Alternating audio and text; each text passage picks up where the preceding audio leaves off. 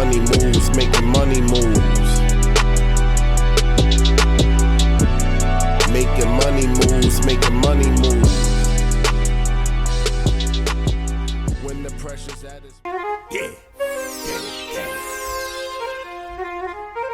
It's time to go. Professional or personal opinion. Is money the root of all evil? Yes. What you got?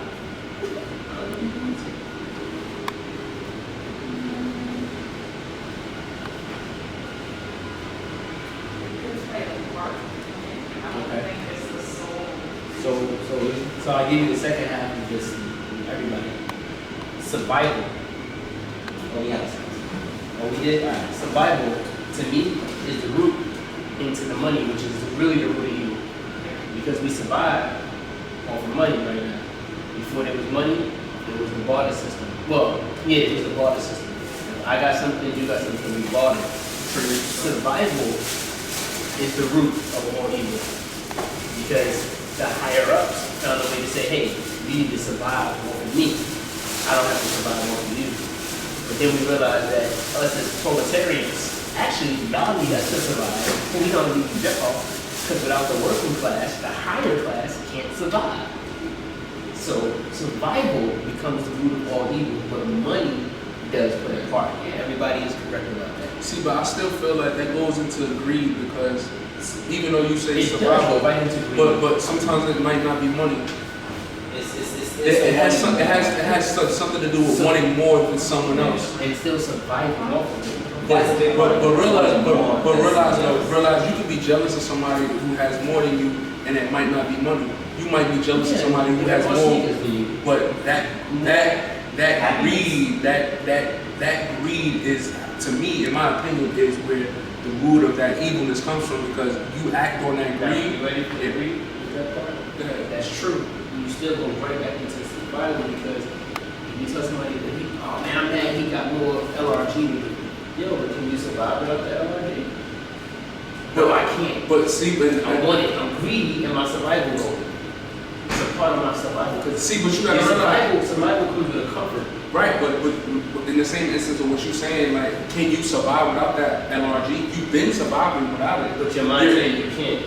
It's not necessarily your mind telling you that you can't survive without it because you've been doing it. Right. It's more awareness of, I don't want you to have it because I don't have it. Because if I had it and you had it, I would probably look at it the same of just saying like, oh, well, I don't have to want what you have anymore. You understand what I'm saying? So that's not a survival tactic if I'm looking at it, if you have it and I have it. That means we both can attain it, because it's obtainable right there. But if I'm looking at it as being obtainable. So the fact that it can be obtainable, that doesn't necessarily mean you have to go into survival mode to get it. So because you can tell somebody, what can you attain without going into survival mode? I just want to, if you use that same example of this LRG, have you survived without it? Someone can come and give you that same shit without you being greedy for it, or you having a lust for it to go get it, and you're awarded or you earned it or some shit like that. Depending on how it's given to you, you can be like, I appreciate it, or you can be like, fuck it, I didn't go get it on myself.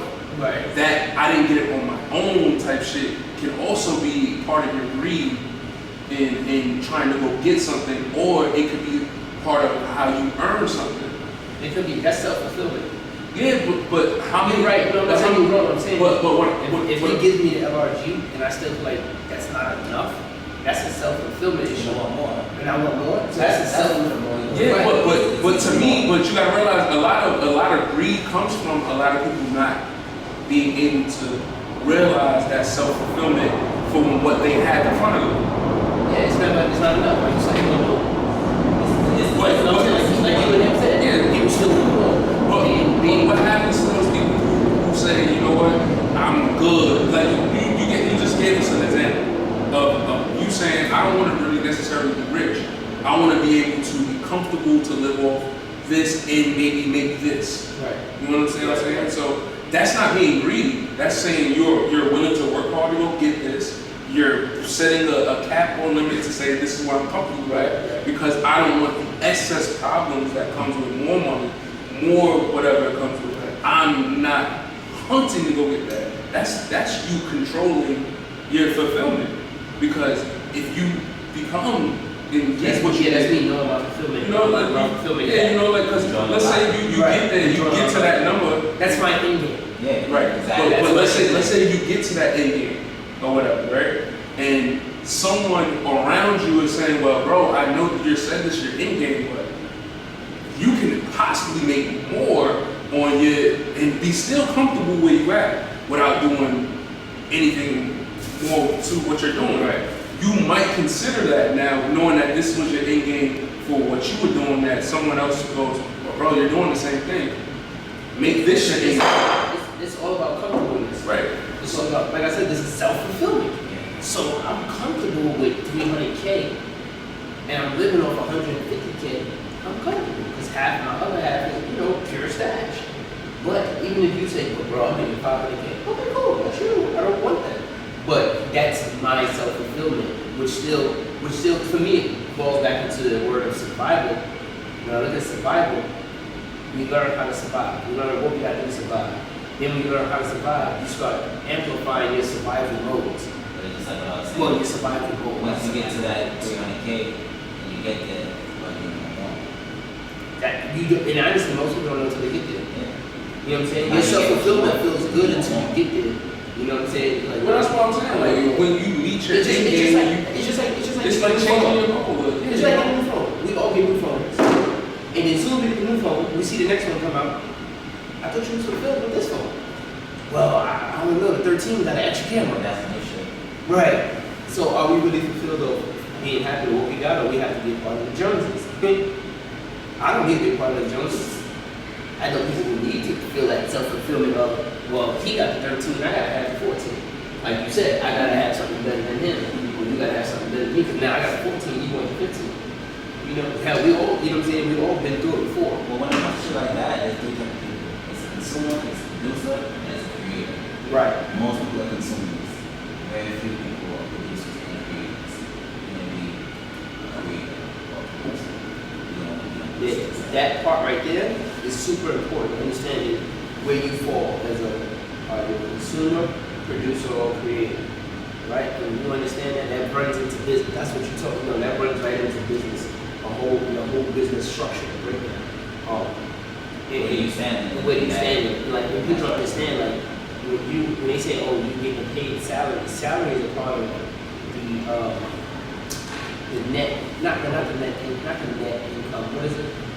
Oh shit, what is it? I can't get it on the top of my head. But basically, when you're paid, when they're paying us, we're already considered a write-off. They don't understand that. You're already considered a write-off as an employee. You are already a write-off. That's why they don't mind. Oh, all right, we'll fire you and find somebody else, or bring you back in a year. Name one job that you either quit or been fired from that won't bring you back, even when you think they won't. I guarantee you, 90% of jobs that you had, whether you got fired or quit, they'll bring you back within a year. So they do this little year break. It's this thing that they do, right? It's just a thing because it's not real. They make this stuff up. A lot of stuff that we live off of or live within is actually just made up along the way. So right now, if I say that this is no longer a mouse and I want to call it a wallet, how can I turn this into a wallet? You change your mind. You change that. So when I start, I can start with us five in here right now. Yo, we gonna call this a wallet from now on. I bet. Hey, bro, pass me the wallet. Pass me the wallet. Now we all know that this is a wallet. And then of course that next person can say that's a mouse. No, it's not. It's a wallet. We keep saying it so much around that person. They start calling the mouse a wallet. Before you know it starts a trend. That trend keeps going. And if you pay attention to things, and I always go back to when Cash Money turned the word bling bling into a dictionary. That was Lil Wayne shit. You know? Right. What they did was they made it a trend so big that the moment the reporter on CNN said something about bling bling, now they want to put it in the dictionary. So anything can become believable, you just have to make believers. I kind of know that though, because you know what's so funny is like Mills used to tell us about this when T.I. first came out with Urban Legend and shit like that. He started doing the King of the South shit. I'm like King of the South, King of the South, King of the South. people were like, yo, what are you talking about? What is this King of the South shit? But as we look in his career later, 15 years, 17 years, he is the King of the South. Like, it doesn't seem strange anymore to say that phrase or whatever. It's Like Ali calling himself the greatest since he was fucking 12 years old. before he was ever even in that position. Right. Before he was ever, he claimed it by just speaking upon it. Somebody asked him, like, this bottle, Calypso, it's a Calypso bottle. Somebody said this was a Calypso bottle. Yeah, that Joe T bottle looked exactly like this Calypso bottle. Look at the shape. The shapes are no different, except for the Calypso that's on it. But this one's Calypso, that one's Joe T. No, it's the same damn bottle with 16 ounces in the motherfucker. Make believers out of what you do.